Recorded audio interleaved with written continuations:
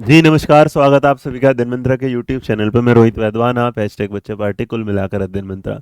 तो UGC net 2025 आ चुका है जून का। आज उसका कैलेंडर जारी हो गया कि कब कब पेपर होने वाला है, कब कब नहीं। तो आज इसमें कुछ नए बदलाव हैं, नया सिलेबस है। समय आपके पास कम है क्योंकि 21 जून के आसपास आपको पेपर देखने को मिलेगा। आज हो चुका है 16 अप्रैल। लगभग लगभग आपके सामने 2 महीने हैं और इन 2 महीनों में आप तैयारी करेंगे एक बड़े से सिलेबस की। उसकी तैयारी के लिए आप चिंता न करें, अध्ययन मंत्रा का यूट्यूब चैनल जो होगा उस पर आपके जनरल पेपर की भी तैयारी और आपके कुछ सब्जेक्ट की तैयारी शुरू हो जाएगी। बट सवाल ये है कि इसमें क्या क्या है, तो मैं बता दूं। एक बेसिक इन्फॉर्मेशन के साथ जाएं तो जब आप यूजीसी की साइट पर जाएंगे तो वहां पर आपको क्या मिल जाएगा, यूजीसी नेट। यहाँ पर अगर देखेंगे 2025 रजिस्ट्रेशन विंडो जो आज से शुरू हो चुकी है। जैसे ही आप आज से शुरू होंगे तो इस पर अगर आप क्लिक करेंगे यहाँ पर, तो ये जो विंडो होगा यहाँ से ये चलेगा। आ जाओ भैया, ये, हाँ, ये रहा। तो यहाँ पर अगर आप जाएंगे तो आपके सामने ये पूरा का पूरा कि सबमिशन जो ऑनलाइन एप्लीकेशन का है 16 अप्रैल से है। आखिरी तारीख आपकी 8 मई है। करेक्शन के लिए एक दिन और दे दिया जाएगा, 2 दिन, 9 और 10 तारीख का।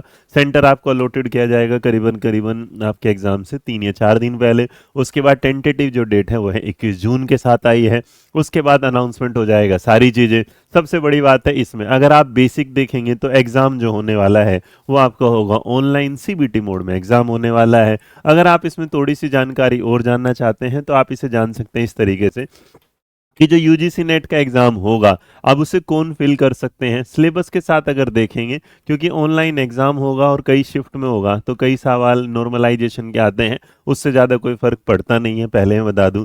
नई सिलेबस में क्या होगा, जो क्वेश्चंस का लेवल है, क्योंकि ऑनलाइन होता है तो क्वेश्चन जो है ना वैरायटी वाले आ जाते हैं। और जब आप वैरायटी क्वेश्चंस के साथ चलते हैं तो आपको ये बात दिमाग में रखनी होती है कि आप ना पढ़ने के अपने ऑप्शंस को एक्सप्लोर करते रहिए। नए सिलेबस के साथ अगर आप देखेंगे तो आप जो सिलेबस देख रहे हैं तो यूजीसी नेट की साइट पर आप सिलेबस जाते हैं, वो मैं आपको उसके लिए एक अलग से वीडियो बना दूंगा कि क्या है सिलेबस।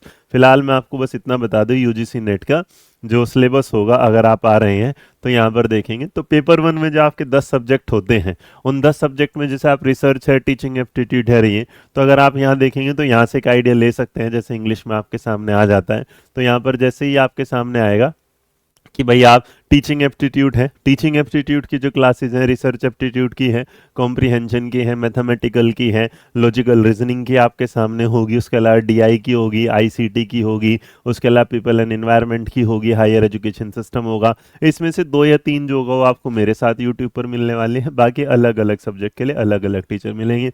नए सिलेबस और नए बदलाव में बस एक बात हमेशा याद रखिएगा कि जो बेसिक जानकारी है कि कोई भी बच्चा जो इसे फॉर्म फिल कर सकता है वो होगा अगर आप मास्टर्स के अपने फाइनल ईयर में हैं। मास्टर्स के क्या है, फाइनल ईयर में, तो आप इसको क्या कर सकते हैं, पूरा कर सकते हैं। आप 2 चीज के लिए जा रहे हैं, जेआरएफ के लिए और क्या है, असिस्टेंट प्रोफेसर के लिए। तो अगर आप जेआरएफ जाना चाहते हैं तो आपकी जो एज होनी चाहिए वो 30 साल होनी चाहिए। 30 साल से अगर आपकी ज़्यादा है तो आप यहाँ पर एलिजिबल नहीं होते। बट हाँ, एक बात है, अगर आपको किसी रिजर्व कैटेगरी से तो रिजर्वेशन जो है वो बिल्कुल क्या है, अलग है। असिस्टेंट प्रोफेसर के लिए आपकी कोई एज क्राइटेरिया नहीं होता है। तो ये एग्जाम ना मतलब टीचिंग के इतिहास में अगर देखा जाए तो सबसे टॉप मोस्ट माना जाता है। जैसे नॉर्मली आप यूपीएससी को देख लेते हैं सबसे बड़ा, तो जब आप टीचर में जाते हैं लेक्चरशिप के लिए, पीएचडी के लिए, इन सब के लिए इसकी अहमियत बढ़ जाती है। और जिन लोगों के पास यूजीसी नेट होता है, जेआरएफ होता है, जेआरएफ वालों को स्कॉलरशिप मिलती है, उनका खर्चा चलता रहता है। जिनका नेट क्लियर हो जाता है वो अपने आगे बढ़ जाते हैं असिस्टेंट प्रोफेसर के लिए। क्योंकि अगर आप देखेंगे तो नई जो वैकेंसीज है यूनिवर्सिटी की तरफ, गवर्नमेंट का रूल थोड़ा अच्छी तरफ से बढ़ रहा है, वो लोग नई वैकेंसी, नए असिस्टेंट प्रोफेसर इनकी वैकेंसी निकाल रहे हैं। तो प्लीज़ अपडेट रखिएगा अपने आप को और इसकी तैयारी कराने के लिए हम अध्ययन मंत्रा पर आपसे मिलते रहेंगे।